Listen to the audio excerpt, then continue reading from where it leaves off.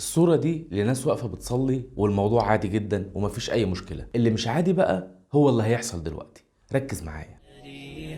وبث الدعاء الخفي الصريح يا ساعة الفضاء الرحيب الفسيح سبيل الدموع سبيل مريح. شفت اللي حصل؟ اللي حصل انه مش قادر يسجد، وفي نفس الوقت مش قادر ما يسجدش. جسمه واعضائه مش مساعداه ان هو يسجد السجود الطبيعي، بس قلبه وروحه مش قادرين ما يسجدوش وينكسروا لله سبحانه وتعالى. انت بقى لحد دلوقتي لسه قلبك وروحك ليه مش عايزين ينكسروا لله سبحانه وتعالى؟ الفيديو ده رسالة لكل واحد ما بيصليش. صاحبي انت ما بتصليش ليه؟ انت شايف الناس بتعمل ايه عشان تصلي؟ يعني انت شايف الراجل بيعمل ايه عشان بس يسجد لربنا سبحانه وتعالى؟ انت ليه ما بتصليش يا صاحبي؟ يعني ايه السبب او ايه المانع او ايه العذر اللي منعك انك ما تصليش؟ بجد والله يعني انت عمال تسمع لشيوخ ودروس وخطب ومواعظ وتقرأ في كتب وكتاب فاتتني صلاة وخارب الدنيا سماع عن الصلاة، والدنيا كلها عماله تقول لك صلي صلي. ما بتصليش ليه يا صاحبي؟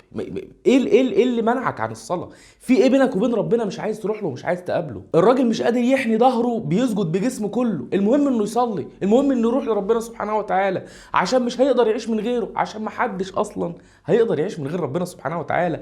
انت عايش من غيره ازاي مستحمل حياتك وانت بعيد عن ربنا وما بتصليش؟ واللي اكبر من كده كمان الناس اللي ما بتصليش في رمضان. انت فاهم الموضوع غلط، يعني انت تعب نفسك طول اليوم وصايم ومانع نفسك من الاكل والشرب والزوجه ومانع نفسك من الحاجات اللي طب ما بتصليش ليه؟ ما هو اللي امرك بالصيام هو اللي امرك بالصلاه، واللي هيتقبل منك الصيام هيتقبله باقامه الصلاه. مفيش عمل هيقبل منك من غير اقامه الصلاه. فايه بقى؟ يعني يصلي بقى. يعني كل الكلام اللي المفروض يتقال لك عشان تصلي اتقال وسمعته، فمستني ايه تاني؟ صلي يا صاحبي واسجد لربنا سبحانه وتعالى واكسر نفسك واحني ظهرك ليه عشان تعرف تحنيه ليه يوم القيامه، يوم يكشف عن ساق ويدعون إلى السجود فلا يستطيعون. يوم القيامة ربنا سبحانه وتعالى هيكشف عن ساقه، المؤمنين هيسجدوا، الكفار مش هيقدروا، ظهورهم هتصلب وهتبقى حتة واحدة، هيجوا يسجدوا هيكفوا على وشهم. فاكسر نفسك ليه دلوقتي عشان يعزك يوم القيامة. صلي عشان انت هنا عشان تصلي، لا عشان تشتغل ولا تذاكر ولا تجتهد ولا تنجح ولا تبقى اغنى واحد في الدنيا ولا يبقى معاك احسن شهادات في الدنيا.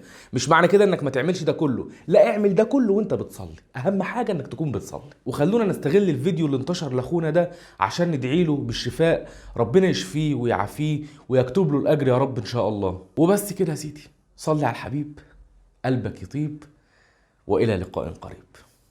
سلام عليكم.